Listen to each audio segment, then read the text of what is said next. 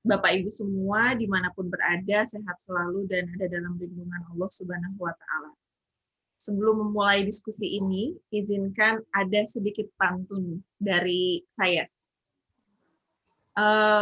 Jalan-jalan ke Gunung Himalaya, sangat indah melihat burung angsa. Selamat hari lahirnya Pancasila, semoga semakin memperkokoh persatuan bangsa. Ini adalah momentum yang tepat untuk sama-sama kita kembali merefleksikan hakikat Pancasila secara filosofis, juga antara narasi dan realitas. Soekarno kita tahu sebagai tokoh penggagas Pancasila, proklamator sekaligus juga Presiden Republik Indonesia yang pertama. Sejatinya perdebatan mengenai Pancasila yang kerap kali menjadi never ending issue semestinya sudah tak perlu lagi ada dan tak perlu lagi dilakukan. Karena yang terpenting adalah pengejawantahan dari nilai-nilai yang terkandung dalam Pancasila tersebut. Tentang apa itu ideologi, Bung Karno mengartikan sebagai sebuah pandangan hidup atau realitas dari suatu masyarakat, bangsa yang terjadi akibat dari cara mereka berproduksi dan melakukan aktivitas sehari-hari. Tadi di awal saya mendengar ada banyak perbincangan sebelum dimulai diskusi, dan sebetulnya betul kata Kang Yayan tadi bahwa Genial ID sendiri itu beberapa kali kita mengadakan diskusi mengenai Pancasila juga ya, dan kemarin di bulan Ramadan selama 4 pertemuan kita membahas bagaimana pemikiran Soekarno, termasuk salah satu di antaranya adalah Bung Karno dan Pancasila. Yang tentu saja kita juga tahu Bapak Ibu sekalian, faktanya hari ini ada banyak sekali tantangan yang kita hadapi terkait dengan bagaimana pengejawantahan dari nilai-nilai Pancasila itu. Kemudian seperti apa sebetulnya ide besar Soekarno tentang Pancasila? Untuk membahasnya sudah hadir bersama kita. Yang pertama ada Pak Muhammad Zabri selaku Direktur Kajian BPIP Republik Indonesia. Kemudian yang kedua ada Pak Syaiful Arif. Pak Syaiful Arif juga sering mengisi di Genial ID, pimpinan umum majalah Silapedia, direktur sekaligus juga direktur Pusat Studi Pemikiran Pancasila, yang akan memberikan pencerahan kepada kita semua terkait dengan refleksi Pancasila, momentum Hari Pancasila ini. Untuk yang pertama, saya berikan kesempatan terlebih dahulu kepada Pak Sabri untuk menyampaikan paparannya. Dipersilahkan Pak Sabri. Terima kasih Mbak Dewi Hayati.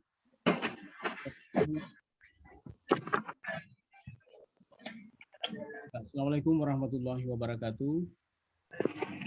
Waalaikumsalam warahmatullahi wabarakatuh. Kita sekalian, Om Swastiastu, Namo Buddhaya, salam kebajikan, salam Pancasila. Saya mengucapkan terima kasih segera telah memberikan puji syukur kepada Tuhan Yang Esa bahwa perjumpaan kita hari ini menghikmati banyak peristiwa-peristiwa sejarah ya. Tadi Syekh Mas Saiful Arif sudah menyatakan ini sangat berhimpitan dengan dua peristiwa besar, Hari Raya Idul Fitri dan kenaikan Yesus Kristus Isa Al-Masih alaihissalam, juga Hari Lahir Pancasila. Maka kita sebagai bangsa mungkin patut melakukan satu kesyukuran, dan salah satu bentuk kesyukuran itu adalah melakukan sebuah refleksi terkait dengan ide dan gagasan besar para pendiri bangsa, khususnya Bung Karno, yang telah berhasil menggali Pancasila yang hari ini kita kenal sebagai dasar negara, ideologi bangsa dan negara, falsafah hidup bangsa, dan juga pemersatu bangsa gitu. Juga kita sebagai generasi muda saya kira yang terwarisi dengan nilai itu, salah satu cara adalah memberi nafas penafsiran, nafas aktualitas, juga nafas rekontekstualisasi terkait dengan gagasan itu. Saya kira ini perjumpaan kita adalah salah satu bentuk refleksi terhadap Pancasila ini.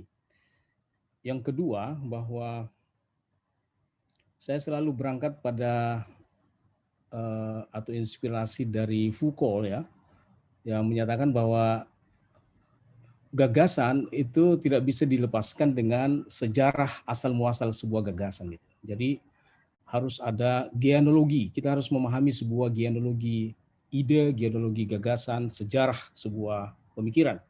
Karena itu mempercakapkan Pancasila tanpa menautkan dengan genealogi pemikiran atau sejarah gagasan itu untuk pertama awalnya tumbuh, maka kita akan mengalami apa yang disebut dengan kemacetan pemikiran atau mungkin kita akan mengalami kebangkrutan pemikiran dari sumbernya yang awal.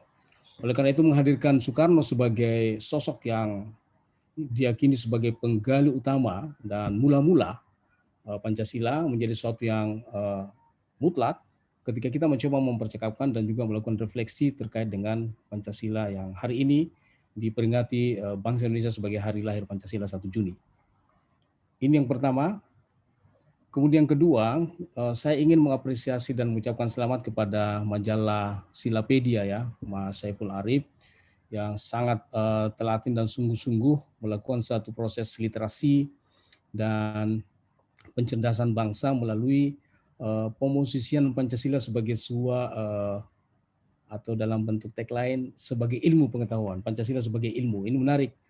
Kami ingin menyampaikan pada forum yang terhormat ini bahwa khusus di Direktorat Pengkajian Materi, kami sementara menginisiasi Pancasila sebagai paradigma ilmu pengetahuan, dan ini kita sementara turunkan dalam bentuk simposium-simposium nasional.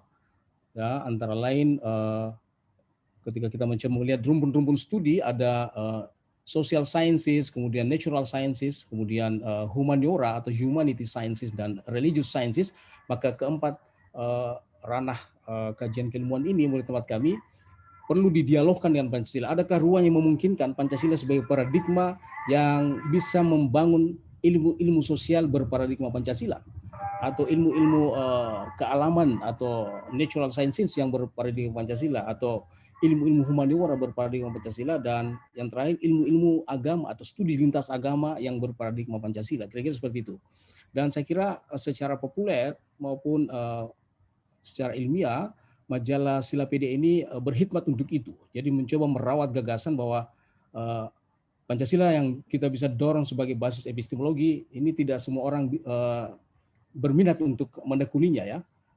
Dari berbagai perjumpaan kami di BPP dengan sejumlah komunitas, ormas maupun institusi yang mencoba untuk meletakkan Pancasila sebagai kajian keilmuan itu sangat sedikit sekali. Karena itu saya patut mengapresiasi secara sungguh-sungguh bahwa Silapedia ini berkhidmat untuk poin yang satu ini, yang sangat langka, yaitu Pancasila sebagai ilmu pengetahuan.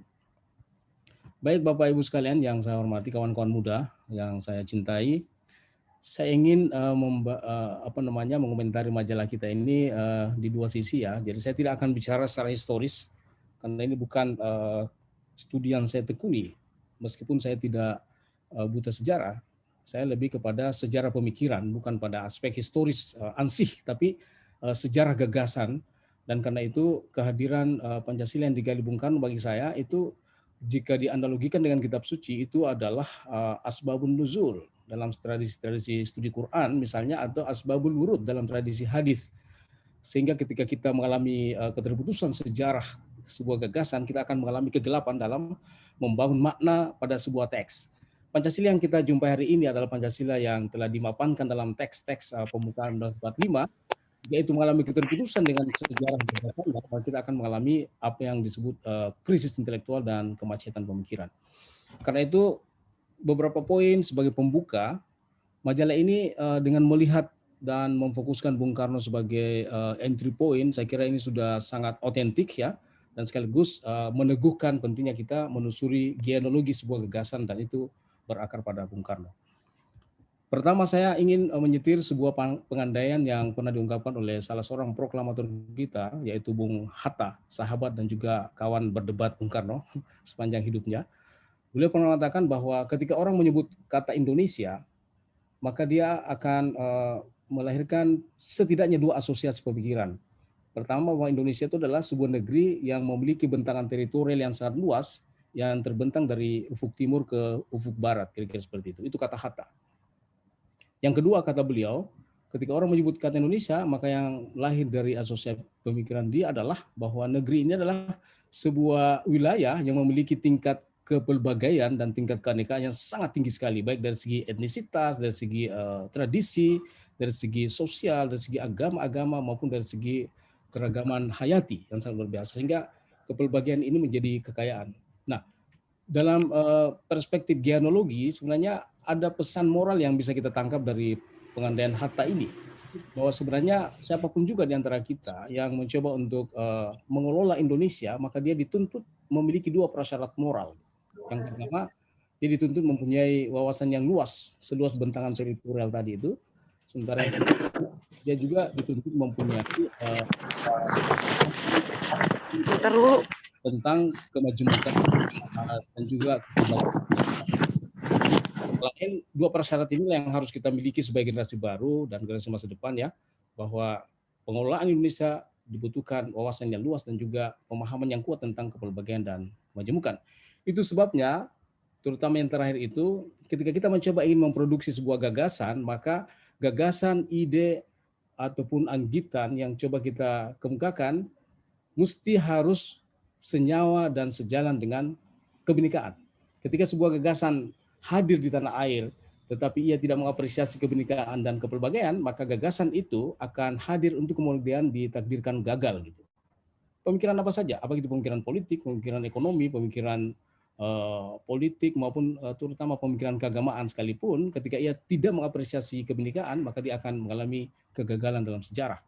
Dan saya kira inilah inti pemikiran yang tumbuh mekar dalam sosok seorang Soekarno, ya, bahwa Indonesia ini adalah sebuah negeri yang pelbagai. Oleh sebab itu membangun spirit kebinekaan dan kepelbagaian inilah titik sentrum dari keindonesiaan. Inilah tabiat keindonesiaan kita, inilah takdir kita, inilah kadar kita yang kita terima. Siapa yang menampik takdirnya, maka dia bermain-main tentang masa depannya. Nah, oleh sebab itu tabiat kepelbagaian ini adalah suatu fondasi kebangsaan kita. Itu sebabnya mungkin bukan tanpa sengaja desainer perancang lambang kenegaraan kita udah Pancasila, kaki Garuda itu mencengkram Bhinneka Tunggal Ika sebagai satu pengandaian tentang pentingnya makna kebinekaan di dalam keekaan dan makna keekaan di dalam kebinekaan. Ini mungkin dari perspektif Hatta, ya. Jadi saya mencoba melihat majalah Sila PD ini dari perspektif Hatta tadi, bahwa meskipun Bung Karno sebagai entry point kita mempercakapkan Pancasila sebagai penggalinya, tapi sebenarnya nuansa tentang kepelbagaian, kebinekaan, kemajemukan itu sangat kaya sekali dari perspektif yang ada. Dan menurut hemat saya, cara pandang inilah yang mesti kita bentangkan, kembangkan dengan kerendah hatian, bahwa majalah ini mempersilakan untuk menjadi pintu masuk siapa saja yang mencoba untuk berkontribusi terkait dengan pengembangan Pancasila. Pancasila sebagai teks dia akan mati pada pikiran-pikiran mati dan dia akan hidup pada pikiran yang hidup dan dinamis. Gitu. Sebagaimana juga teks-teks suci. Al-Quran misalnya dia akan hidup pada pikiran yang hidup dan dia akan mati pada pikiran yang mati. Ini pernah diandaikan oleh seorang filosof Muhammad Iqbal, sehingga menurut hemat saya untuk aktualisasi, kontekstualisasi atau apapun namanya pembumian nilai Pancasila bagi saya, jangan ia berhenti pada teks, tapi perlu menghidupi teks dengan nafas-nafas dinamis yang ada pada bangsa ini. Ini pernyataan pertama. Yang kedua, di dalam mencoba menelusuri genealogi pemikiran Bung Karno ini, saya terinspirasi dengan pemikiran Arnold Toynbee, salah seorang historian, ya.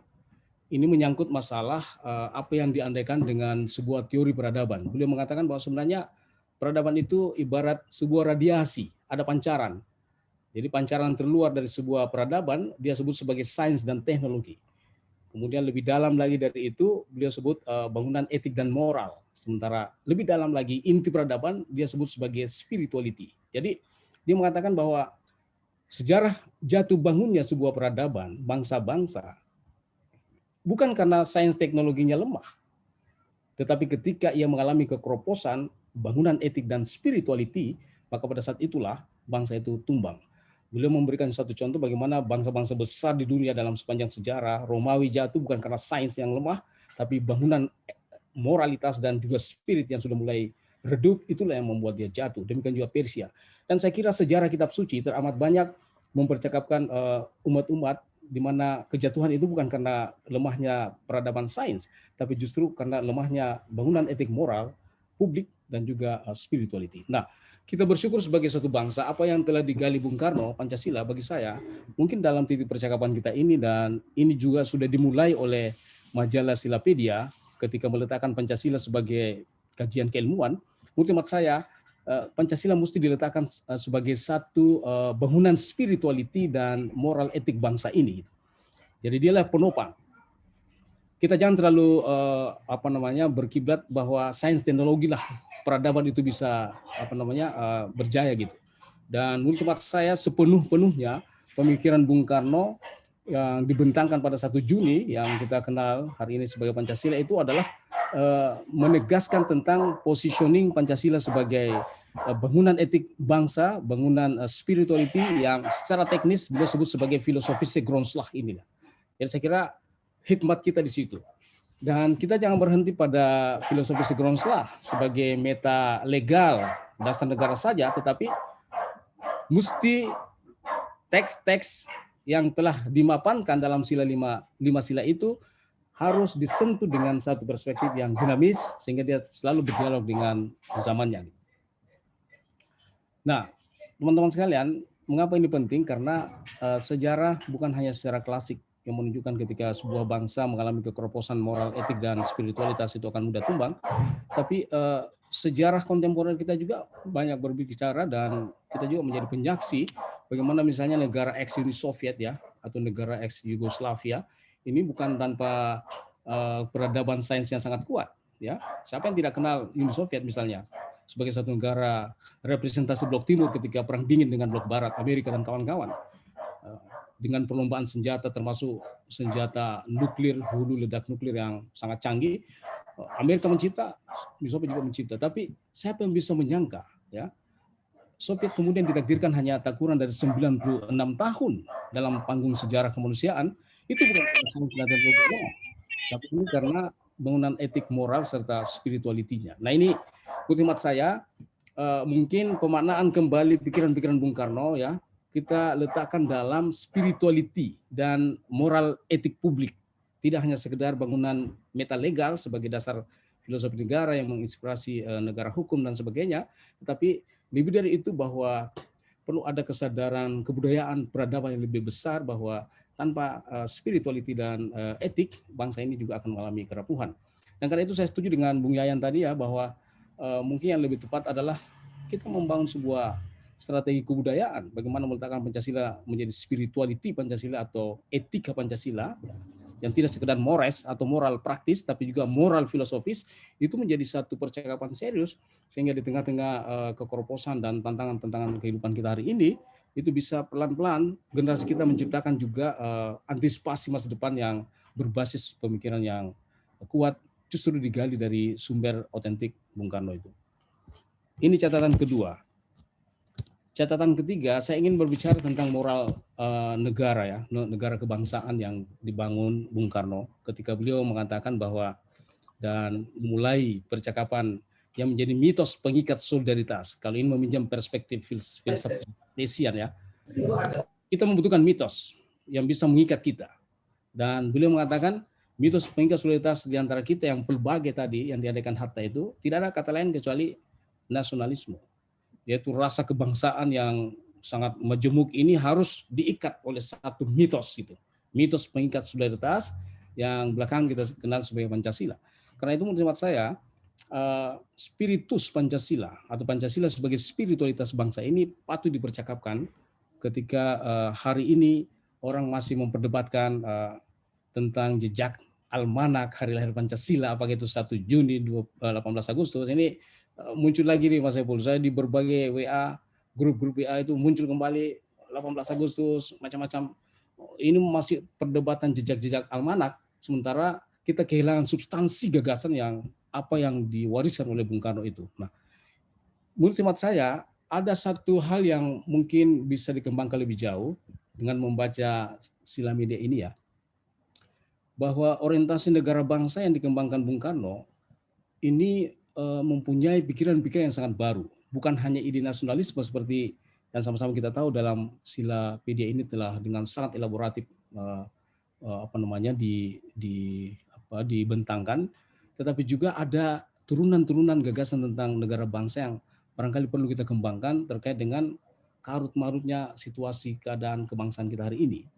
Misalnya secara filosofis, Bung Karno ketika mengenalkan tentang konsepsi nasionalistat, pidato 1 Juni itu, atau yang diinggriskan dengan nation state, ini menarik sekali. Beliau coba mengembangkan dan sekaligus mengkritik bahwa konsepsi nation itu ya tidak mesti bahwa kita mempunyai sejarah masa silam yang sama, ya, atau mempunyai cita-cita yang sama tentang masa depan, baik yang diwakili oleh Rinen maupun Bauer. Tapi beliau meletakkan satu pemahaman bahwa paham kebangsaan ini harus dibangun di atas alas kesadaran satunya orang dan tempat. Jadi kesatuan orang dan tempat. Ini kan dalam perspektif filsafat sebenarnya adalah satu kesadaran ontologis bahwa aku dan tempatku ini memiliki persaudaraan kosmos. Ini kan menarik. Jadi sebenarnya ada isyarat-isyarat keilmuan yang dalam pernyataan Bung Karno tentang kesatuan orang dan tempatnya. Ini adalah konsepsi persaudaraan kosmik menurut hemat saya. Dan persaudaraan kosmos itu beliau beliau gali dari, kalau meminjam perspektif strategi kebudayaan, itu dari justru tradisi-tradisi dan kearifan lokal Nusantara, baik pada ladang-ladang kearifan maupun tradisi samudra Nusantara. Mengapa ini saya sebut ladang? Karena ini mewakili representasi agraris pedalaman dan itu tanah.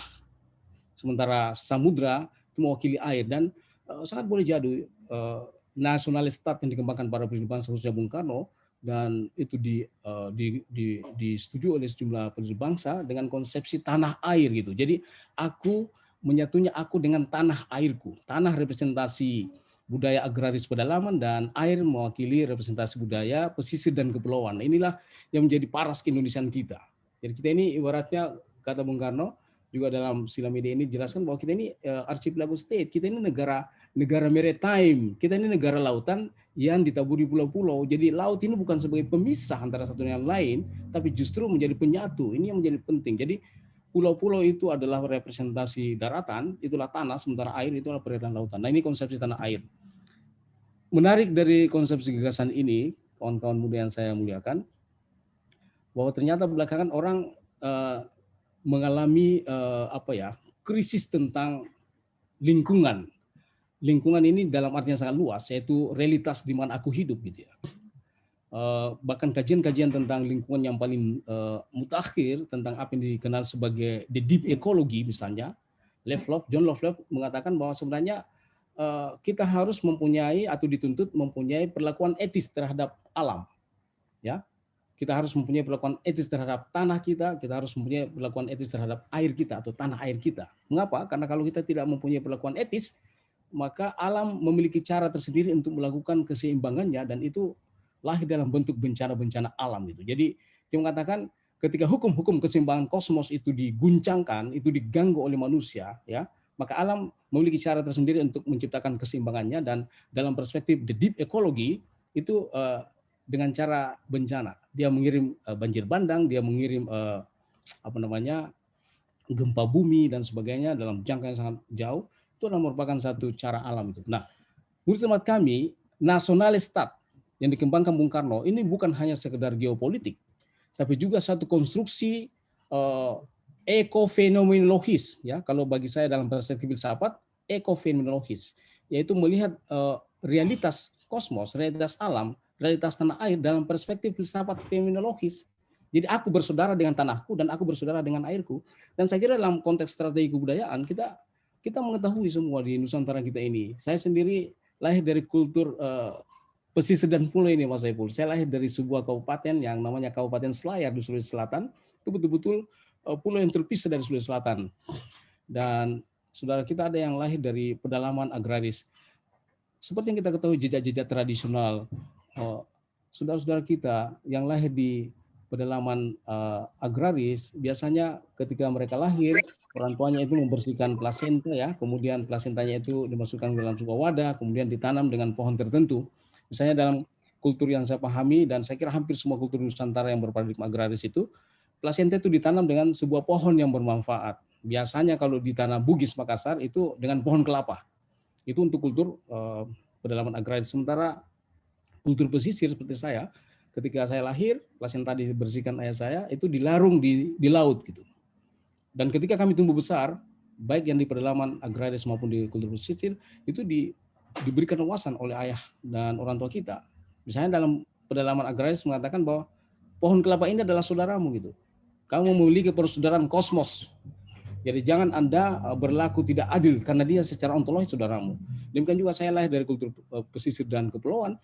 Ayah saya membentangkan satu wawasan ontologis, fenologis bahwa laut ini saudaramu, ekosistem laut, terumbu karang, padang lamun, hutan bakau, ya itu saudaramu gitu. Nah, ini kan satu gagasan yang sangat luar biasa ketika Bung Karno menyebut nasionalis stat. Itu bukan hanya geopolitik seperti yang dipahami sejauh ini, tapi kemungkinan masa depan, Mas Saiful, kita butuh menggali kembali bahwa ini juga mengembangkan satu ekofenomenologis, yaitu bersaudaranya antara aku dan tanah airku secara ontologis. Dan karena itu orang tidak akan mau lagi mencederai tanah airnya. Kemudian yang terakhir saya kira ini sebagai pengantar ya, ada hal yang menarik bahwa ide-ide Bung Karno karena sangat genial dan sekaligus sangat filosofis sehingga tidak semua orang itu bisa memahami secara baik kecuali orang-orang yang memiliki perangkat-perangkat filosofis. Ya, misalnya kata pras memeras ini menjadi satu persoalan dalam hampir sejumlah webinar ini, Mas Saiful, Mas Yayan ya. Orang mengatakan apa ini itu Pancasila diperas-peras gitu ya. Dari Pancasila menjadi Trisila, kemudian Ekasila, ini kan suatu hal yang sangat berbahaya gitu. Nah, ini kalau orang nggak ngerti tradisi filsafat, memang itu dianggap sebagai suatu pendistorsian makna. Tetapi kalau orang memahami makna filosofis, itu tidak ada masalah. Bahkan ada kerangka epistemik yang bisa menjelaskannya. Misalnya dari Pancasila menjadi Trisila dan Trisila ke Ekasila itu sangat luar biasa. Dan saya kira Silapedia juga berhasil mengurus itu secara baik. Saya hanya ingin menambahkan, khususnya dari perspektif filsafat ya. Kata peras dalam tradisi filsafat itu bisa diwakili dengan satu spektrum yang disebut simplicity in complexity. Jadi kemampuan menangkap yang simple dari yang kompleks itu yang disebut dengan memeras. Jadi menemukan intinya. Kalau dalam tradisi spiritualisme kita di pondok pesantren ya menemukan hakikatnya kira-kira seperti itu. Jadi memeras itu sebenarnya Bung Karno mengatakan saya ingin menemukan atau saya menemukan hakikat Pancasila itu dalam 3 dan saya menangkap hakikat yang 3 itu satu, kayak seperti itu. Saya ingin menganalogikan dalam kesempatan yang terhormat ini dengan studi-studi Al-Quran misalnya. Ketika studi Al-Quran kita memahami bahwa Al-Quran dalam tradisi Islam itu adalah kitab suci yang diwahyukan kepada Rasulullah Muhammad SAW. Itu terdiri atas 30 juz dan 114 surah. Itu tidak ada masalah. Itu pengetahuan universal di seluruh dunia Islam itu. Tetapi ketika ia didekati dengan filsafat, apalagi filsafat mistik misalnya, atau filsafat isyari, tafsir isyari dalam tradisi Islam misalnya, ada yang mengatakan bahwa 30 juz 114 surah itu ketika diperas, nah itu diperas ya, saya meminjam kata peras ini, maka kita akan menemukan surah Al-Fatihah gitu, kira-kira seperti itu. Jadi surah Al-Fatihah itu adalah perasan atau simplicity in complexity dari Al-Quran secara total.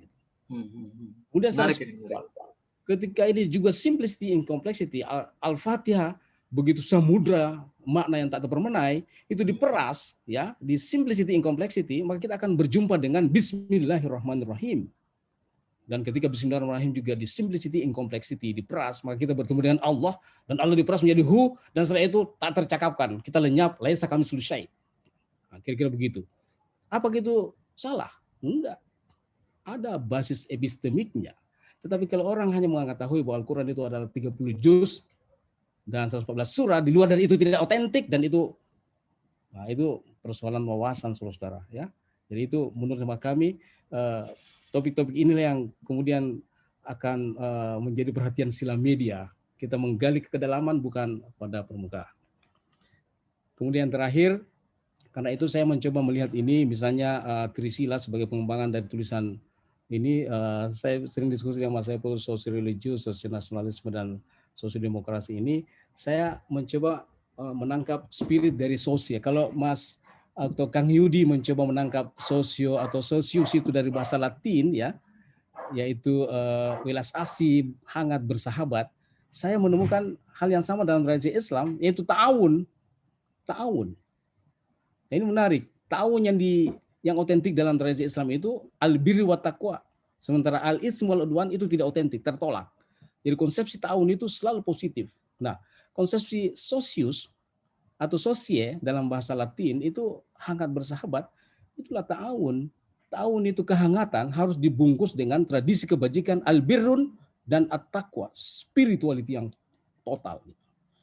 Ya, itu sebabnya sosio religius, ya religius yang tahun. Tahunnya gimana? Penuh dengan kebajikan-kebajikan dan penuh dengan spirit ketakwaan. Ya. Jadi sosio nasionalisme, wawasan kebangsaan yang tahun, yang penuh dengan spirit kebajikan dan kerohanian, dan sosiodemokrasi, ya demokrasi yang tahun. Makanya gotong royong sebagai puncak atau inti daripada Pancasila bagi saya, ya kalau Kang Yudi menyebutnya sosial, saya punya tahun itu. Jadi inti daripada Pancasila itu gotong royong berbasis pada kebajikan-kebajikan publik dan juga spirituality. Saya terkenang misalnya dengan proses deliberasi yang pernah dikembangkan oleh Mas Kunto Wijoyo, ya. Beliau mengatakan ada prinsip deliberasi yang sangat luar biasa dalam tradisi studi-studi Quran. Misalnya pada surah Al-Baqarah, ya, ketika beliau mengangkat beberapa ayat awal tentang tradisi takwa, salah satu karakternya itu adalah alladzina yu'minuna bil ghaib, kemudian wa yuqimunas shalah, kemudian wa mimma razaqnahum yunfikun. Bahwa orang takwa itu pertama sangat percaya kepada yang gaib, yang supernatural, itulah tradisi ilahi yang tauhid, kira-kira begitu. Tetapi itu nggak cukup, dia harus disusul dengan wa yuqimunas shalah, harus ada ritual, harus ada implementasi dari keyakinan kepada yang tauhid itu. Tapi itu pun nggak cukup dengan ritual sholat. Harus wa mimma razaqnahum yunfikun, dia harus mampu menginfakkan kepada orang yang membutuhkan dari rezeki yang telah diterima. Jadi itulah sosial. Jadi kalau rumusan, yang gaib itu adalah bersifat transendental, spiritual, yang sholat itu adalah ritual, maka yang infak itu adalah sosial. Jadi ini sebenarnya tauhid sosial yang sejauh ini pada era 70-an dikendalikan kembali oleh Hasan Hanafi di Mesir, Al-Yasal Islami tentang kiri Islam gitu ya. Itu terlambat bagi saya. Bung Karno sudah bicara, ketuhanan yang Maha Esa itu ketuhanan yang berkebudayaan. Itulah tauhid sosial sebenarnya. Dahsyat sekali Bung Karno. Jadi sejak 45 beliau sudah bicara tentang ketuhanan yang berkebudayaan, tauhid sosial. Jadi teori-teori tauhid sosial dikembangkan misalnya Muhammadiyah, ya. Jadi turunan dari Al-Yasal Islami dan sebagainya.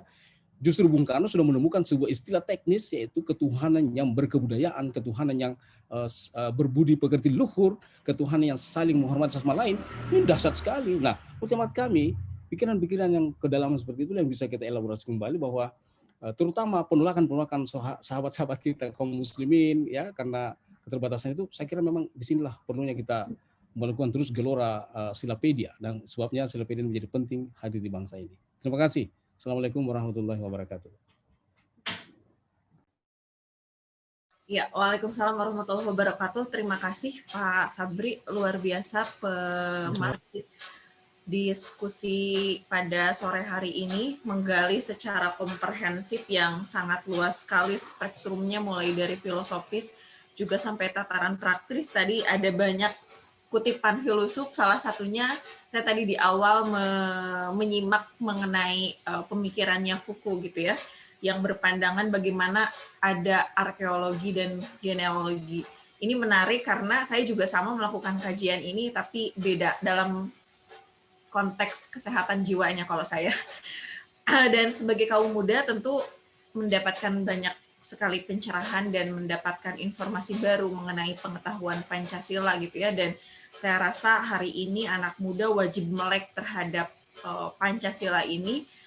Tadi juga bagaimana disampaikan bagaimana ilmu-ilmu sosial, kemudian agama, sains itu berparadigma Pancasila. Saya sepakat karena memang semua hal begitu ya yang berkaitan dengan alam ini itu pasti ada perspektif Pancasilanya, dan refleksi Pancasila hari ini tentu menjadi menarik karena juga memang refleksi Pancasila ini selalu menjadi never ending issue, dan bagaimana di era reformasi ini kita sebetulnya butuh juga tafsir segar Pancasila sesuai kebutuhan masyarakat yang dikuasai oleh ledakan teknologi informasi yang instan. Tantangannya adalah bagaimana menyajikan makna praktis Pancasila itu yang mudah dipahami tetapi tidak dogmatis. Saya kira Pak Sabri sudah mengupas tuntas mengenai persoalan itu.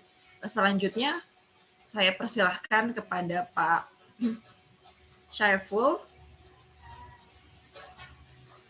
untuk menyampaikan paparannya. Silakan Pak. Terima kasih Mbak Neni. Assalamualaikum warahmatullahi wabarakatuh. Salam sejahtera untuk kita semua. Om Swastiastu, Namo Buddhaya, salam kebajikan, salam Pancasila. Terima kasih kepada Kang Yayan Sofyan, pemimpin umum Genial ID yang sudah berkenan bekerja sama dengan kami untuk memperkenalkan Silapedia. Ya, Silapedia ini adalah majalah Pancasila yang terbit perdana untuk bulan April dan Mei, dan nanti akan terbit akhir Juni ini untuk edisi kedua dengan tema ketuhanan. Nah, untuk edisi perdana ini kami mengangkat tema pemikiran Soekarno karena memang ya seperti yang disampaikan oleh Pak Direktur Sabri, ya tentu kita tidak bisa memahami sebuah gagasan kalau kita tidak mengenal akar dari gagasan itu, kan gitu. Sekaligus juga tentu mengenal penggagasnya, kan gitu. Nah, oleh karena itu kemudian memahami Soekarno dan pemikiran Soekarno itu menjadi hal yang tidak bisa dihindari kalau kita ingin memahami Pancasila. Jadi kalau selama ini kan misalnya tagline yang berkembang di media ya atau di ruang publik kita ya, misalnya Pancasila dalam tindakan, Pancasila dalam perbuatan ya, atau kita ini harus mengamalkan nilai-nilai Pancasila, atau yang paling penting itu adalah implementasi dari nilai-nilai Pancasila gitu. Nah, pertanyaannya adalah bagaimana kita bisa bertindak dengan benar? Bagaimana kita bisa mengamalkan Pancasila dengan benar, bagaimana kita bisa mengimplementasikan Pancasila dengan benar, kalau kita tidak mengetahui apa itu Pancasila, kan gitu. Jadi sebelum mengamalkan, ya kita harus tahu apa itu Pancasila. Sebelum kita, kalau istilah Bung Karno itu kan, kata Bung Karno sendiri ini, jadi terhadap Pancasila itu kita harus melakukan dua penarikan. Ini Mbak Neni ya. Yang pertama adalah penarikan ke atas, yang kedua penarikan ke bawah. Penarikan ke atas itulah yang sedang dikembangkan oleh Silapedia ya, dan juga BPIP, terutama Direktorat Pengkajiannya Pak Direktur Muhammad Sabri ini dengan mengembangkan Pancasila sebagai paradigma ilmu. Kalau kami mengembangkan Pancasila sebagai ilmu gitu. Jadi menarik ke atas gitu ya, menarik bangunan teoritiknya, memperkuat bangunan teoritiknya, memperkuat bangunan filosofis konseptualnya. Kenapa? Ya karena Pancasila itu adalah filsafat, kan gitu. Kan kita bicara soal Pancasila nih, ya kan?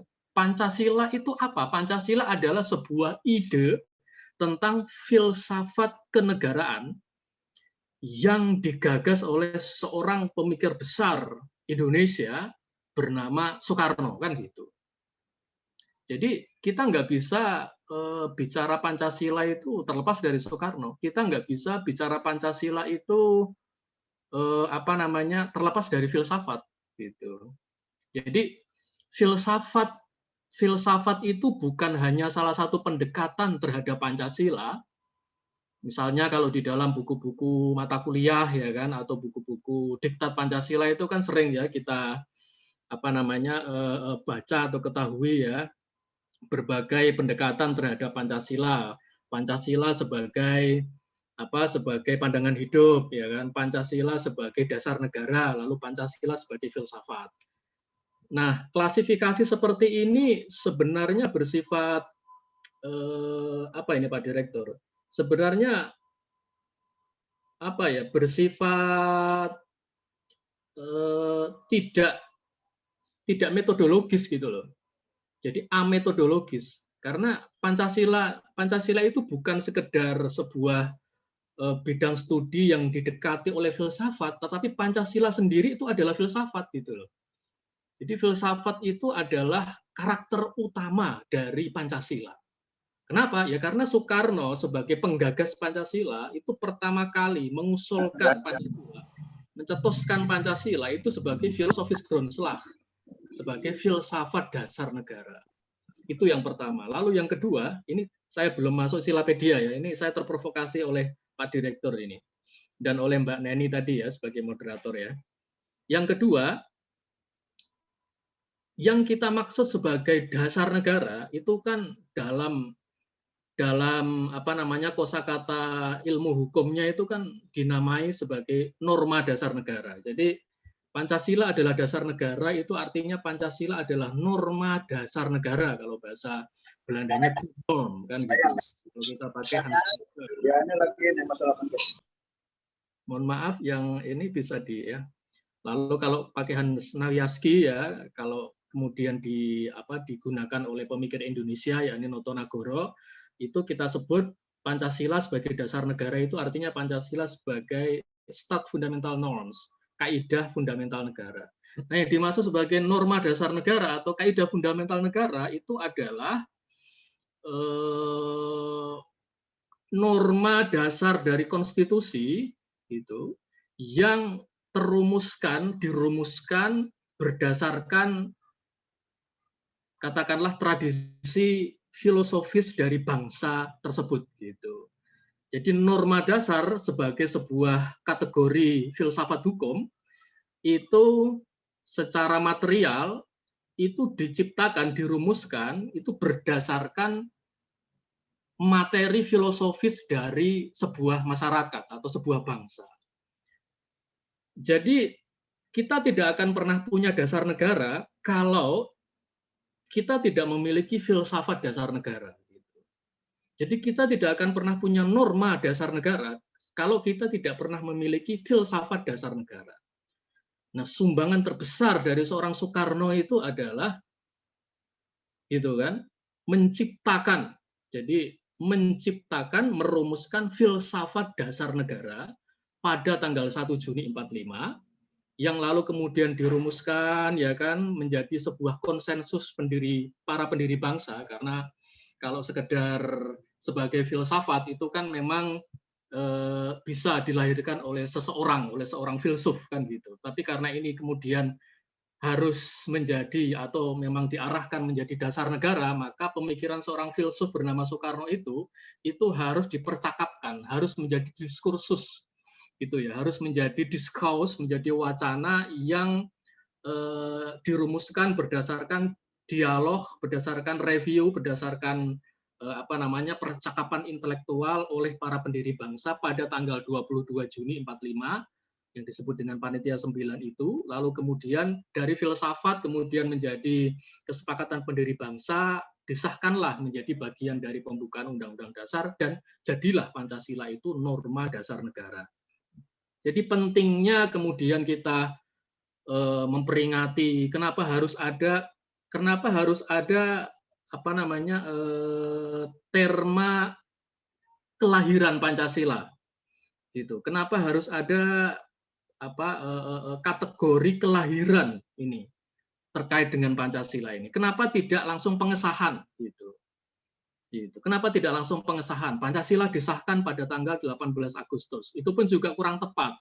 Karena yang disahkan oleh PPKI itu adalah konstitusi, bukan Pancasila. Kenapa? Karena Pancasila itu letaknya bukan di dalam konstitusi kalau kita menggunakan teori norma dasar negara. Gitu.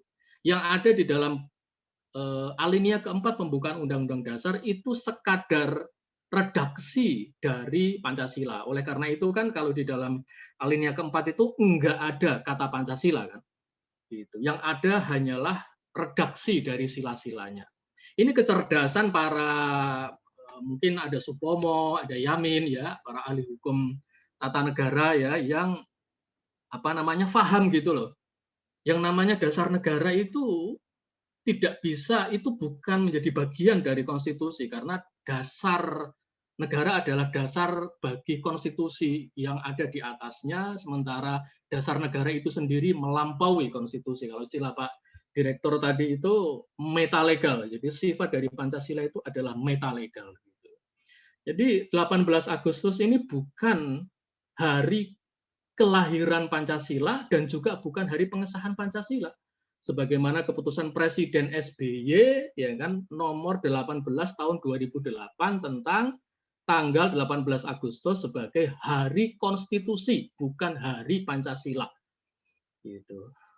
Ini tadi saya habis diskusi juga Pak Direktur dengan teman-teman guru ya. Ini masih berdebat ini tentang seharusnya 18 Agustus bukan 1 Juni gitu ya. Kalau seperti itu berarti kita menentang kecerdasan para pendiri bangsa yang dengan sengaja memang sudah pas gitu ya, meletakkan norma dasar negara itu ya di luar konstitusi. Karena kalau di dalam konstitusi ya bisa diamandemen dong kan gitu kan. Bisa diamandemen meskipun misalnya pasca amandemen Undang-Undang Dasar yang terakhir itu kan ya pembukaan itu aman ya. Jadi amandemen itu tidak akan menyentuh pembukaan. Tapi siapa bisa menyangkal kalau siapa bisa menghambat kalau misalnya nanti ke depan ternyata ada konsensus di parlemen yang menyatakan amandemen itu juga termasuk pembukaan gitu. Nah, hilanglah Pancasila itu. Makanya yang ada di dalam alinea keempat itu bukan Pancasila as itself. Bukan Pancasila dalam kerangka eksistensialnya sebagai sebuah ground norm, sebagai sebuah stat fundamental norms, tetapi itu sekadar redaksi dari sila-sila Pancasila. Nah, oleh karena itu kemudian di dalam diskursus Pancasila yang ada adalah kelahiran Pancasila.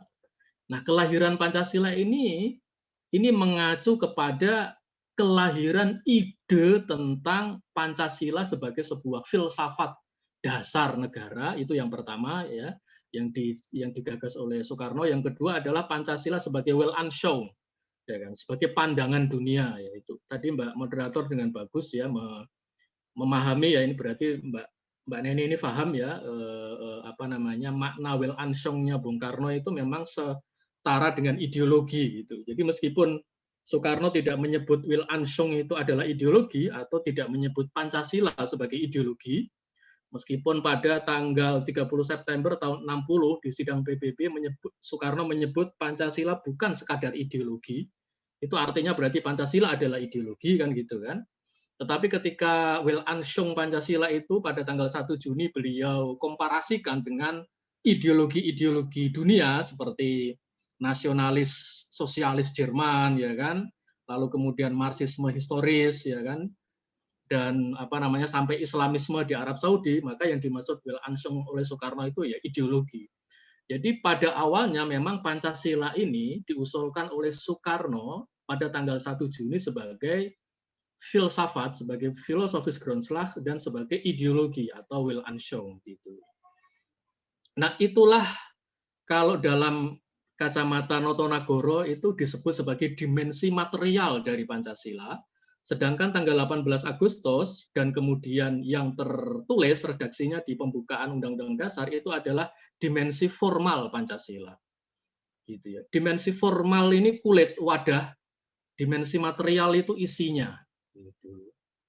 Nah, untuk mengetahui isi dari Pancasila, untuk mengetahui materi pengetahuan, materi filosofis, materi konseptual dari apa itu filsafat Pancasila, apa itu Pancasila yang merupakan filsafat, apa itu Pancasila yang merupakan ideologi, ya di 1 Juni itu. Bukan di 22 Juni. Ya, kenapa? Ya karena 22 Juni itu sebatas melakukan 2 revisi. Ya, 22 Juni ini, Panitia 9 yang diketuai oleh Soekarno ya, itu melakukan 2 revisi. Yang pertama adalah revisi konsep ketuhanan dari ketuhanan yang Maha Esanya 1 Juni yang bersifat inklusif, yang bersifat pluralis gitu ya, menjadi ketuhanan yang bersyariat Islam ya, ketuhanan yang hanya mewakili agama Islam, yang mewakili ideologi Islam. Nah, ini revisi yang bersifat mereduksi ya, revisi yang kemudian mengkerdilkan nilai ketuhanan di dalam dasar negara yang awalnya bersifat inklusif mengayomi semua tradisi keagamaan lalu hanya menjadi milik umat Islam. Jadi revisi dari Panitia 9 ini mengkerdilkan ide ketuhanan yang Maha Esanya Soekarno, bukan ketuhanan yang berkebudayaan ya teman-teman ya.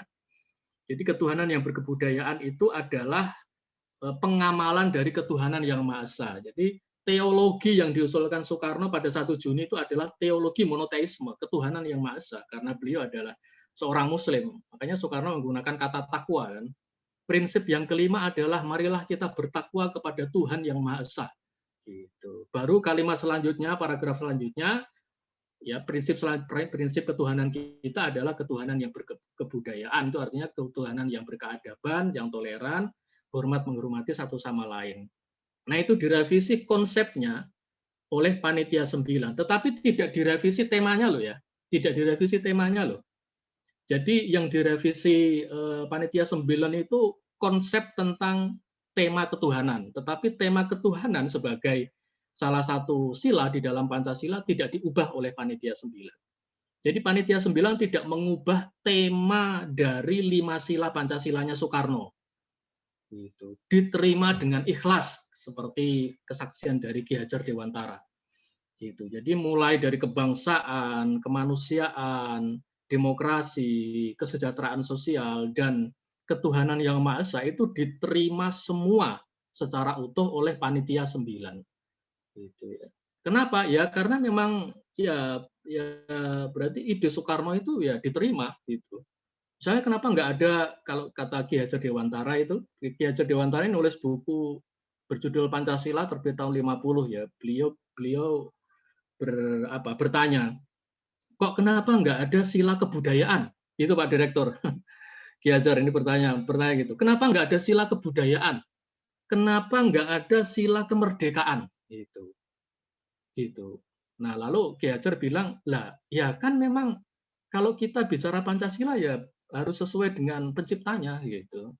Jadi penciptanya itu ya Soekarno. Jadi bukan semau Soekarno ya, memang sesuai dengan penggagas dari ide itu. Jadi 5 sila Soekarno itu tidak diubah sama sekali ya, tidak diubah ya oleh Panitia 9 dan PPKI gitu ya.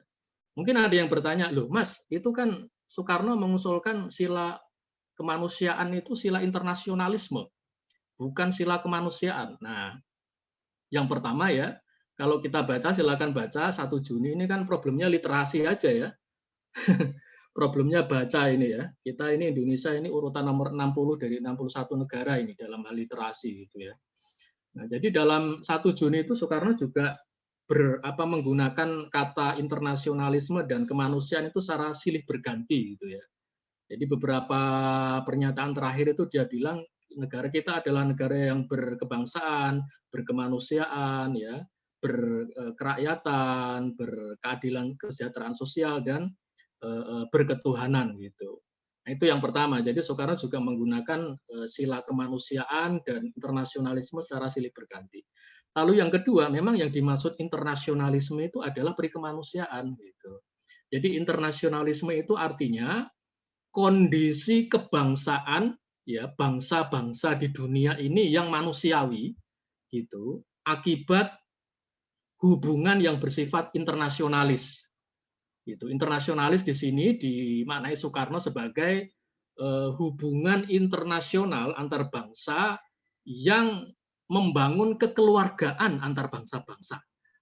Gitu. Jadi internasionalisme itu adalah sebuah kondisi hubungan internasional antar bangsa yang manusiawi akibat ketiadaan kolonialisme dan imperialisme. Jadi internasionalisme di dalam gagasan awal Soekarno 1 Juni itu artinya kondisi manusiawi, kondisi kehidupan dunia yang manusiawi sebagai antitesa dari kolonialisme dan imperialisme. Jadi internasionalisme itu sama dengan kemanusiaan atau perikemanusiaan. Makanya beliau kemudian memberikan pemaknaan kan internasionalisme atau perikemanusiaan. Lalu ada mungkin yang bertanya, lo kan yang diusulkan kesejahteraan sosial, Mas, bukan keadilan sosial. Nah, ini kan sekedar redaksi saja. Jadi memang Panitia 9 lalu mengganti terminologi kesejahteraan sosial, ya social Rechtvaardigheid ya oleh Soekarno menjadi keadilan sosial. Kenapa ya? Karena yang dimaksud kesejahteraan sosial oleh Soekarno itu ya keadilan sosial kan gitu kan. Kesejahteraan sosial yang mencerminkan struktur masyarakat yang adil akibat ketiadaan kapitalisme dan kolonialisme. Gitu. Dan ketuhanan yang Maha Esa. Jadi akhirnya kemudian ketika 7 kata bersyariah Islam itu dihapus oleh Bung Hatta, ya kan, bersama Ki Wahid Hasyim, Ki Bagus Hadikusumo, lalu kembali kepada ketuhanan yang Maha Esa, itu artinya kembali kepada ide 1 Juni gitu loh. Ya. Jadi ketika ketuhanan dengan kewajiban menjalankan syariat Islam itu dihapus, lalu kemudian kembali kepada ketuhanan yang Maha Esa, itu artinya kembali kepada gagasan ketuhanannya Soekarno pada tanggal 1 Juni gitu. Gitu. Ini yang banyak tidak difahami dengan baik akibat sentimen politik dan golongan gitu ya. Akibat sentimen politik dan golongan. Jadi memahami Soekarno itu misalnya Soekarno adalah seorang sesepuh dari sebuah partai politik gitu. Soekarno adalah seorang nasionalis, kelompok nasionalis. Kita kan kelompok Islam, kita kan kelompok santri, kelompok Islamnya ada banyak. Saya NU ya kan. Di NU ini juga banyak juga gitu. Islam ini juga banyak organisasinya ya, ada HMI, ada PMI. Kalau saya Pak Direktur, saya bukan HMI, saya bukan PMI, Pak. Saya JIL, Pak dulu. Saya dulu redaksi jaringan Islam Liberal, islamlib.com. Jadi Soekarno ini tidak kita dekati secara adil gitu loh. Gitu. Ya mungkin di dalam kebijakan-kebijakan politiknya semasa presiden kontroversial ya. Mungkin menyakiti sebagian kalangan di masyarakat bangsa kita. Tetapi selain sebagai presiden, selain sebagai politisi, beliau kan pendiri bangsa. Dan lebih dari itu beliau pencipta Pancasila itu loh. Jadi saya lebih sepakat dengan Noto Nagoro, ya, lalu Ki Hajar Dewantoro yang menyebut Soekarno itu pencipta Pancasila. Dan lalu kenapa kemudian, tapi kan Bung Karno sendiri mengatakan saya bukan pencipta Pancasila, saya hanya penggali Pancasila.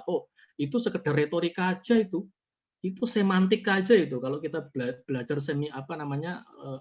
balaghah ya, itu sekedar olah lidah aja. Kenapa? Karena Soekarno tidak ingin mempersonalisasi Pancasila itu menjadi dirinya, karena dia ingin, kenapa? Karena ini strategi marketing ini strategi marketing ini Mbak Moderator, ya kan?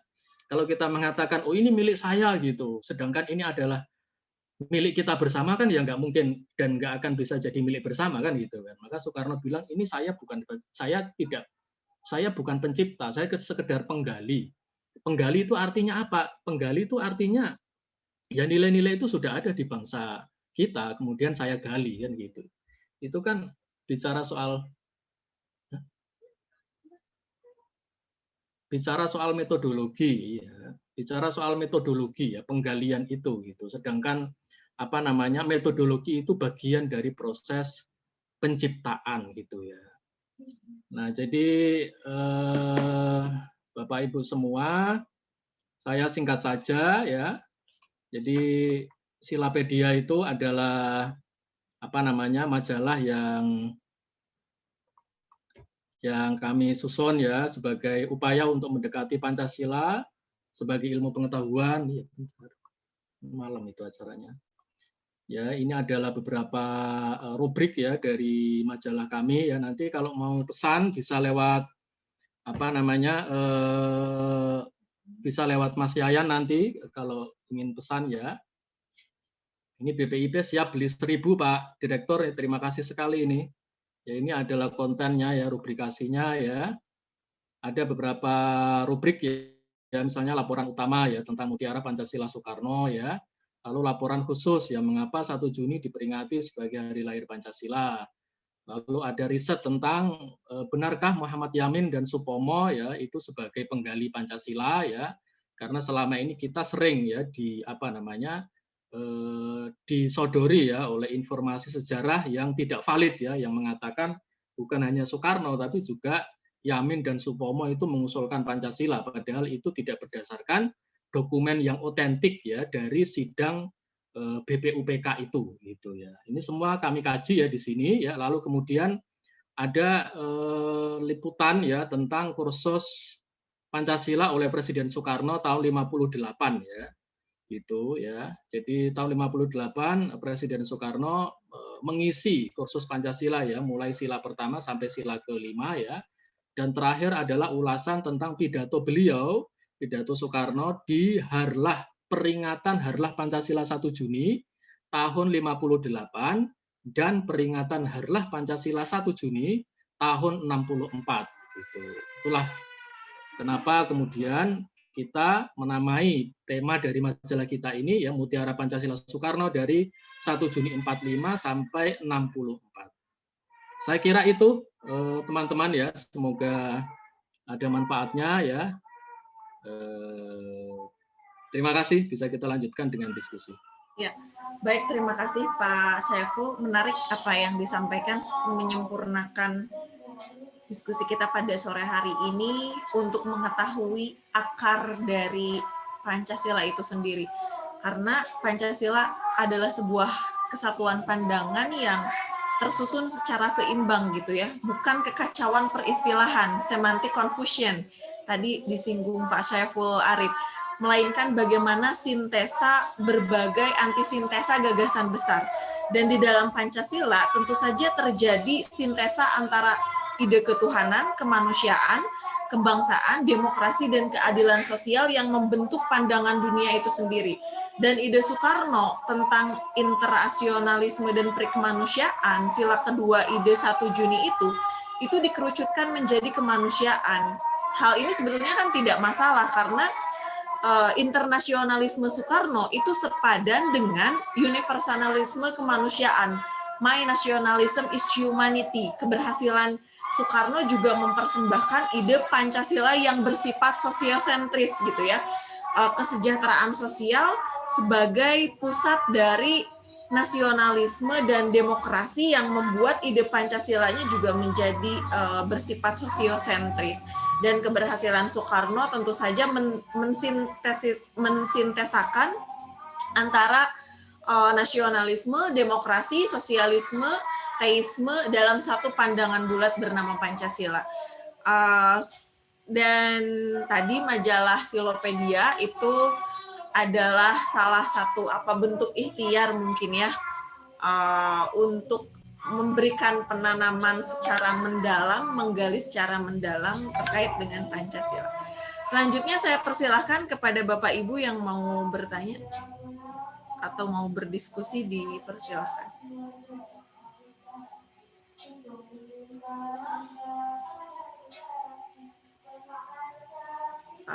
Saya kira 2 atau 3 penanya begitu ya, dibatasi karena berhubung di sini di waktu Indonesia Barat juga akan menjelang azan maghrib. Tadi seperti yang sudah disampaikan di awal bahwa yang bertanya akan mendapatkan door prize majalah itu sendiri. Ini ada pertanyaan dari Pak Bayu disampaikan melalui kolom chat. Untuk kedua narasumber ini ya dipertanyakan untuk kedua narasumber dalam era reformasi saat ini bahwa perspektif kita dalam memahami Pancasila bisa dikatakan sudah mumpuni, akan tetapi realitanya sangat berbanding jauh dengan ekspektasi yang ada pada sebelumnya. Terbukti dalam kehidupan nyata bahwa terdapat memudarnya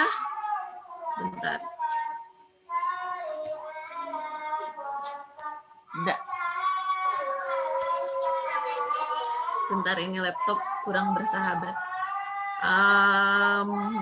Apa ya ini ya?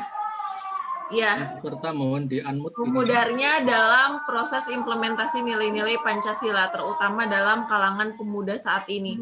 Dan saya sebagai mahasiswa sangat menyayangkan akan hal itu. Menurut Bapak, bagaimana seharusnya kita lakukan saat ini dalam menguatkan nilai-nilai Pancasila dan cara implementasi yang efektif dan efisien khususnya bagi pemuda-pemudi saat ini, semata-mata mereka dapat memahami nilai-nilai ide yang terkandung di dalamnya. Kemudian untuk Pak Sabri terkait kemajemukan saat ini, diprioritaskan. Ya, saya pikir yang mau bertanya mending secara langsung aja disampaikan melalui dialog interaktif ya. Soalnya laptop saya kurang bersahabat. Karena majemuk akan tetap membuat kita untuk menjaga tali silaturahim walaupun berbeda hal. Itu mungkin yang bisa direspon terlebih dahulu. Ini bisa diulang ya, Bu? Kenapa? Atau Pak Bayu mau menyampaikan langsung, silakan. Ya, Bu. Baik. Assalamualaikum warahmatullahi wabarakatuh. Nama saya Bayu Putra dari UMM Malang.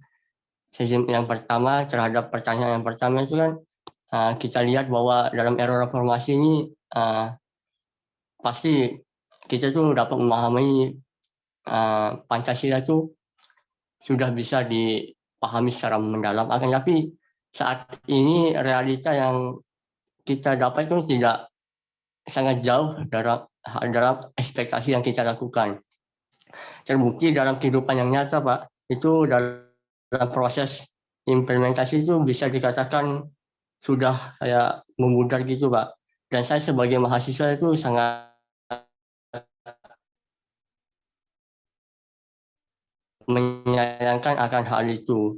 Dan di mahasiswa saat ini itu mungkin dari saya dalam menguatkan nilai-nilai Pancasila itu dan proses implementasinya itu untuk bagi kalangan pemuda-pemuda itu bagaimana semata-mata ini dapat memahami bahwa nilai-nilai yang ada di dalamnya itu sangat penting. Dan untuk yang pertanyaan kedua khusus Pak Sabri tentang tadi agak sedikit membahas tentang kemajemukan, bahwa terkait kemajemukan saat ini kan sangat diprioritaskan dikarenakan majemuk ini akan terbentuk tali silaturahmi yang kuat.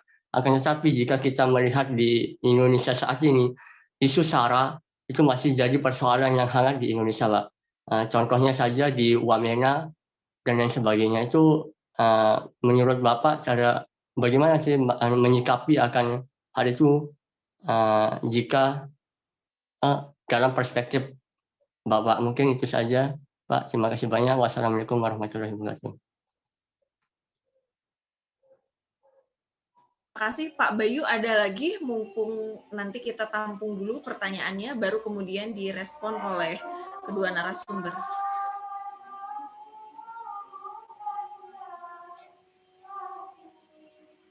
Kalau tidak ada, saya kira yang pertama Pak Sabri, silahkan direspon terlebih dahulu.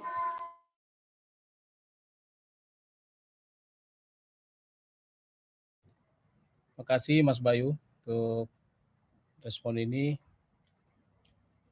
Pertama, saya kira tidak sepenuhnya ya bahwa pemahaman perihal Pancasila sudah mumpuni ya, karena berbasis dari pengkajian kami di BPIP, justru bangsa ini mengalami distorsi pemahaman yang sangat akut tentang Pancasila.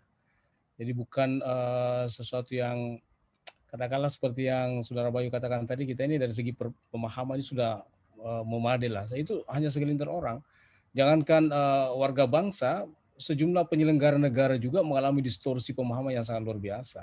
Oleh karena itu, menurut hemat saya, memang gelora untuk mengkaji dan memahami secara mendalam, kemudian mencari kompatibilitasnya dan relevansinya dengan kehidupan hari ini nggak bisa berhenti gitu.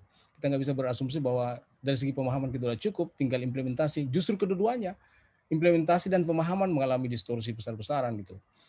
Oleh karena itu, menurut kami, apa yang diinisiasi baik kami di Direktorat Pengkajian Materi ini senafas dengan apa yang dilakukan oleh Silapedia misalnya, yang menggelorakan terus pemahaman.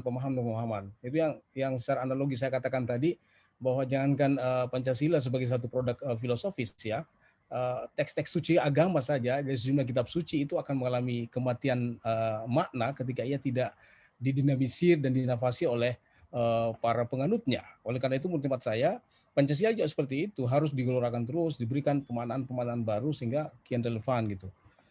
Terkait dengan itu, maka ada satu hal yang mungkin menjadi bahan pertimbangan ya. Ada yang disebut dengan teori advokasi. Orang yang mendalami teori advokasi itu bertemu dengan satu grade kesadaran yang bertingkat gitu.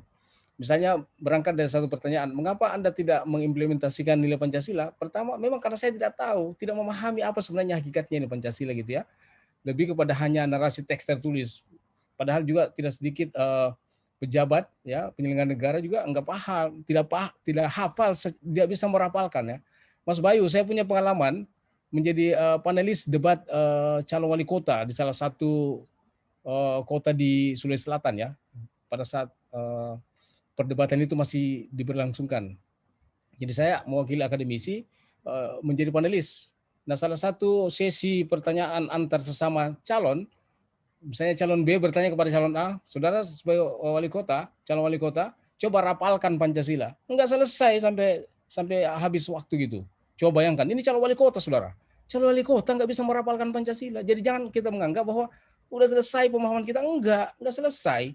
Bagaimana bisa membangun suatu pemahaman yang utuh, merapalkan saja? Enggak bisa. Padahal ini pejabat publik, wali kota. Ya, jadi kita nggak bisa berasumsi seperti itu. Makanya menurut saya, teori advokasi mengatakan, mengapa ini mengalami distorsi? Karena memang tidak tahu seperti calon wali kota tadi. Ya kan? Nah, ini harus diberi intervensi. Bagaimana ia berubah, naik grade-nya dari tahu, tidak tahu menjadi tahu. Perlu ada intervensi-intervensi. Dari tahu juga belum tentu ia mau melakukan mengimplementasikan gitu. Makanya ada intervensi bagaimana agar dia tahu tapi dia ingin mengimplementasikan. Nah, mau mengimplementasikan belum pada taraf mengimplementasikan, baru mau mengimplementasikan, maka dia didorong diintervensi agar dia mengimplementasikan. Nah, kalau dia mampu mengimplementasikan, maka dia berada pada posisi puncak kalau ia mampu memengaruhi orang lain untuk melakukan hal yang sama. Itulah advokasi. Nah, saya kira memang strategi advokasi seperti ini juga penting dalam konteks penanaman dan aktualisasi nilai Pancasila, dimulai dari pemahaman hingga aktualisasinya. Jadi dua hal yang tidak bisa dipisahkan, Saudara Bayu ya, antara pemahaman tentang Pancasila yang baik, yang menuntun orang untuk melakukan nilai-nilai luhur Pancasila. Ini yang pertama. Yang kedua, kemajemukan itu tabiat. Itu kodrat iradatnya bangsa Indonesia. Menyalahi itu, menyalahi tabiatnya gitu. Bagi saya. Karena ini merupakan tabiat, maka pikiran-pikiran yang bisa tumbuh subur di Indonesia, apakah itu pikiran politik, ekonomi, sosial, budaya, bahkan pemikiran keagamaan yang bisa tumbuh subur, yang sesuai dengan tabiat kemajemukan. Ketika pikiran-pikiran tidak berdamai dengan kebinekaan dan kemajemukan, maka pikiran itu hadir untuk kemudian ditakdirkan gagal dalam sejarah. Itu sudah rumus tabiat, rumus kodrati gitu. Makanya bagi saya ya kebinekaan itu sebuah keharusan teologis, bukan keharusan sejarah. Keharusan teologis kita sudah dipilih oleh Tuhan sebagai negeri yang sangat bineka. Nah, disinilah mungkin paham teistik tadi yang dikembangkan dengan konsepsi ketuhanan yang Maha Esanya Bung Karno, memberikan kesadaran moral dan spiritual bahkan teologis bahwa memang ada yang ilahi gitu. Makanya saya setuju insya Allah edisi kedua saya ingin berkontribusi bentuk esai Mas Saiful, bagaimana konsepsi ketuhanan ini saya coba menelusuri renung-renung terdalam dari pikiran Bung Karno. Tentang SARA. SARA ini kan sebenarnya tabiat keindonesiaan kita itu SARA. Jadi pluralisme ala Indonesia itu SARA. Suku, agama, ras, dan antar golongan. Kalau tidak ada SARA, tidak ada Indonesia. Makanya SARA itu bagi saya secara pejoratif ya, apa boleh buat, itu adalah ibu kandung NKRI, ibu kandung Republik ini. Ya, kalau nggak ada SARA, tidak ada RKRI, nggak ada Republik. Makanya kita ini mengalami guncangan-guncangan normal karena ya kita memposisikan SARA sebagai kambing hitam, seolah-olah seluruh konflik horizontal ini SARA di SARA, padahal ini ibu kandung. Nah, ketika kita memposisikan ibu kandung kita sebagai biang kerok, memang kita ini bangsa maling kundang gitu secara moral. Makanya karena kita lalai memahami bahwa SARA ya kata lain daripada kebinekaan, kata lain daripada pluralitas kebinekaan kebangsaan kita, itu ibu kandung NKRI. Nah, ini menurut saya perlu ada kesadaran moral seperti itu bahwa Bhinneka Tunggal Ika, SARA, pluralitas, kebinekaan, kepelbagaian, itulah ibu kandung kita. Ketika ini kita pungkiri, kita memang bangsa maling kundang. Nah, ini secara moral. Saya kira tindak lanjut kajiannya dengan forum yang berbeda. Terima kasih. Bye. Terima kasih Pak Sabri atas tanggapannya. Selanjutnya Pak Syaiful, dipersilakan. Ya, saya kira sudah dijawab dengan paripurna ya oleh Pak Direktur ya. Tapi saya nambahin dikit aja Mas. Jadi apa namanya? Kalau Pancasila itu kalau istilah Buya Syafi'i ya dilumpuhkan ya, lumpuhnya Pancasila dalam pengamalan itu kan ya karena kita tidak mencintai Pancasila, Mas, kan gitu kan. Jadi cinta dulu lah kepada Pancasila itu, mencintai betul Pancasila itu. Nah, kalau Pancasila itu tidak kita anggap menarik, gimana kita bisa mencintai, Mas? Kan gitu kan. Sama aja kita misalnya naksir sama gadis, orang gadis ya kan. Kalau gadisnya nggak menarik, masuk kita suka kan enggak? Jadi Pancasila ini selama ini dikenalkan kepada kita itu sebagai sesuatu yang nggak menarik gitu. Jadi kalau udah nggak menarik ya nggak mungkin dong kita suka dengan Pancasila, kita cinta Pancasila kan gitu kan. Apalagi mengamalkannya kan gitu. Itu loh. Jadi antara ya kan, antara otak, antara apa namanya? Antara otak, hati sama perilaku itu kan harus menyatu itu, harus satu itu. Kan gitu kan. Gimana kita mau melakukan sesuatu kalau otaknya kosong kan gitu, Mas. Ya kan? Kan itu, Mas. Gimana kita bisa melakukan sesuatu kalau hatinya kosong, Mas? Kan gitu. Gimana kita bisa mengamalkan Pancasila kalau otak kita itu kosong tentang Pancasila, hati kita kosong tentang Pancasila. Gimana hati kita bisa ada Pancasila kalau otak kita itu kosong, Mas, dari Pancasila gitu loh, Mas. Gitu. Jadi selama ini yang terjadi itu adalah pengosongan otak kita, pikiran kita, akal budi kita itu dari Pancasila. Di Pancasila itu dikosongkan dari pikiran kita, sehingga kemudian Pancasila itu tidak ada di dalam hati kita, apalagi kemudian diamalkan kan gitu, Mas. Ya kan? Jadi jangan terus teorinya terbalik. Oh, ini pemahamannya udah banyak, ini udah mendalam. Wah, masa? Kalau pemahaman udah mendalam, berarti secara otomatis pengamalannya sudah melimpah ruah, Mas. Contoh, ya kan? Akibat dari rutinnya halakoh tentang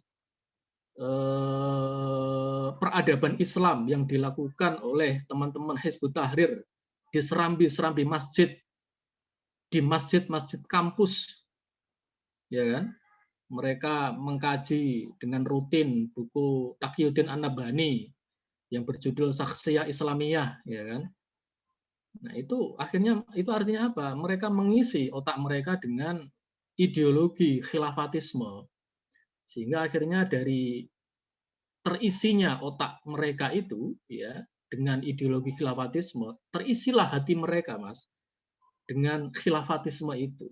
Jadi ketika kita mengetahui bahwa sesuatu itu benar, maka tentu hati kita ini akan ya kan memperjuangkannya, akan mencintainya kan gitu. Setelah mencintai itu akan memperjuangkannya.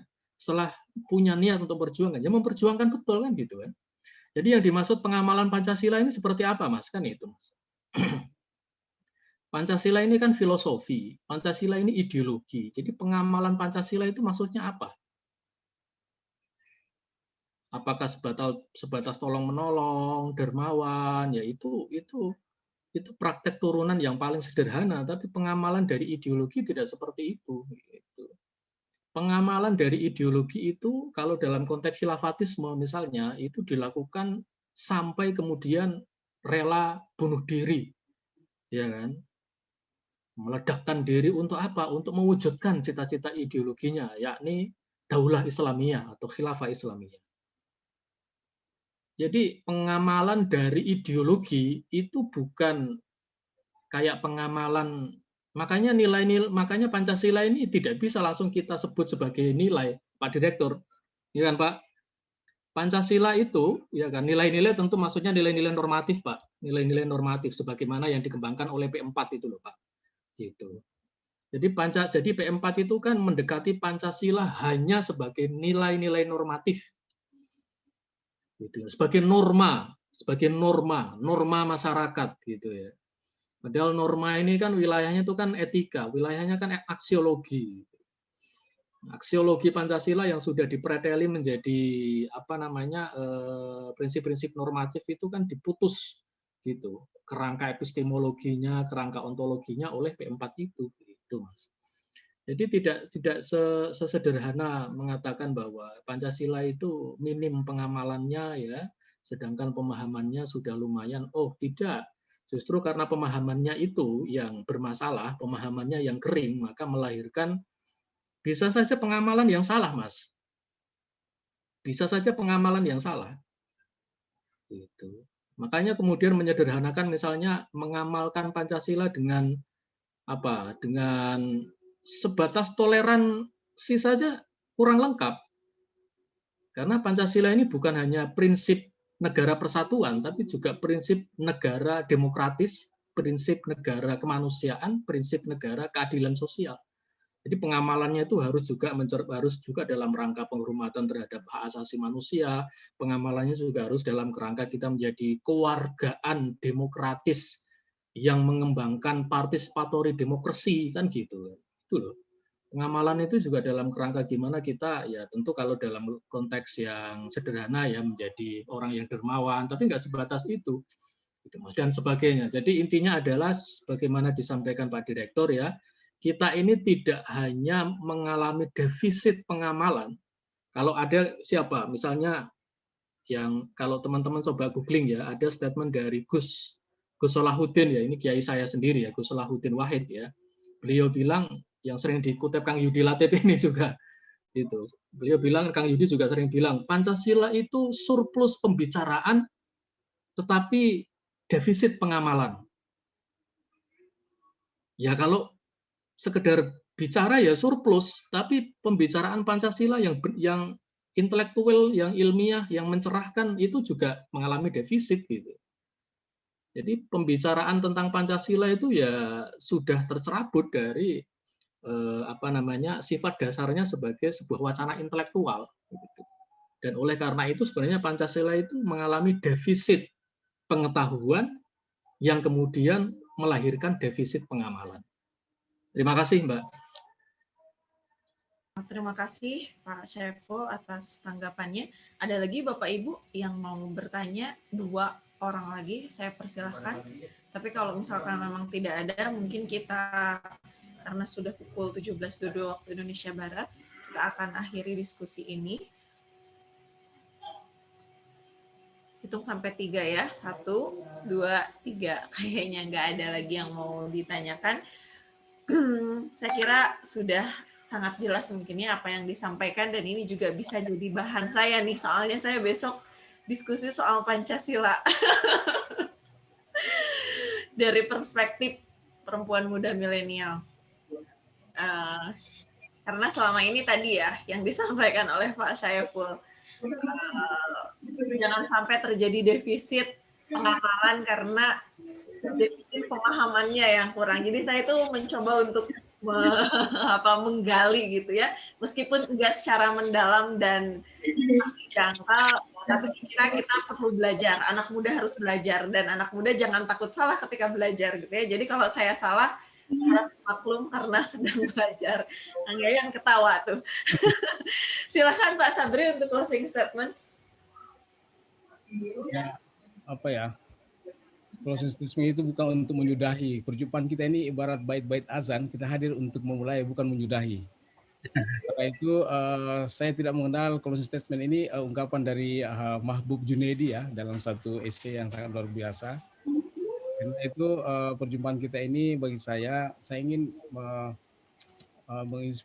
diinspirasi oleh satu ungkapan orang-orang Eropa itu, terutama di Inggris ya, membedakan antara house dengan home. Ketika keindonesiaan kita ini dianalogikan sebagai sebuah rumah, ada ungkapan yang menarik.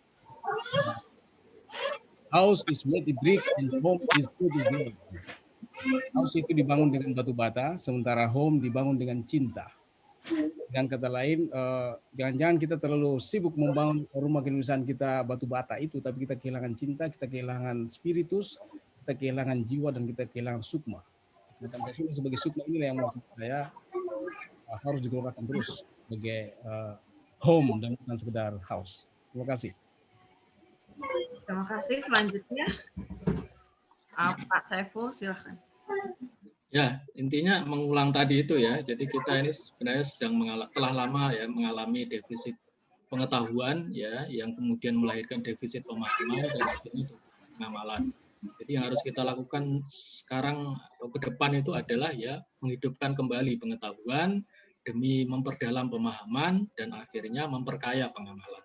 Terima kasih Mbak Mas Sofian, terima kasih sekali Kang Sofian atas Terima kasih kedua perkenannya narasumber yang untuk sudah mendiskusikan menyampaikan. Silaturahmi, Pak Direktur, Bapak Ibu semua. Di sini ada Pak Ihsan. Salam hormat Pak. Pancasila. Teman-teman yang lain, terima kasih sudah hadir ya.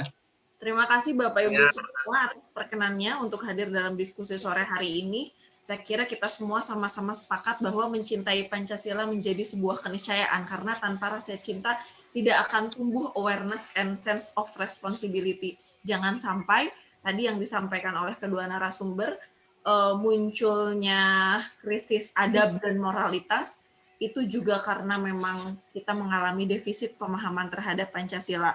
Dan saya kira sebagai warga bangsa, bagaimana benar-benar mewujudkan Pancasila dalam kehidupan berbangsa dan bernegara, dan semua mempraktekkan sikap hidup berketuhanan yang Maha Esa, kemanusiaan yang adil dan beradab, persatuan Indonesia, kerakyatan yang dipimpin oleh hikmat kebijaksanaan dalam permusyawaratan perwakilan dan keadilan bagi seluruh rakyat Indonesia. Dan semoga Pancasila sebagai kekuatan di dunia ini itu nyata, bukan hanya sekedar jargon belaka atau retorika saja.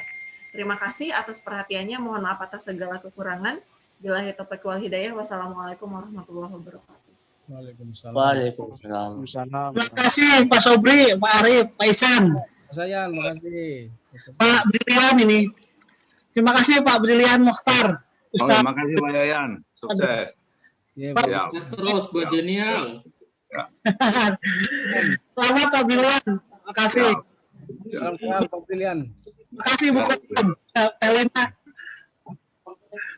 Terima kasih.